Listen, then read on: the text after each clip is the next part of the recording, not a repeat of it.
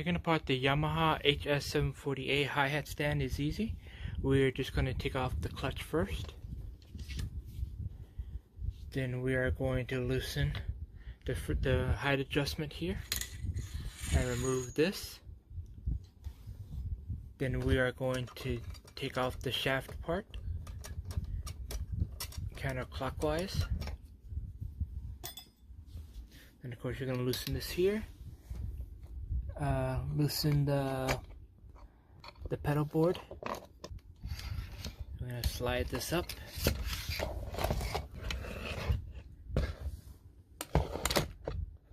And just like that, that part is down. The hi-hat shaft. We have the clutch and then the extender here. But of course you want to be careful about the felt and the washer here. Keep them together. And that's how you dismantle the hi-hat.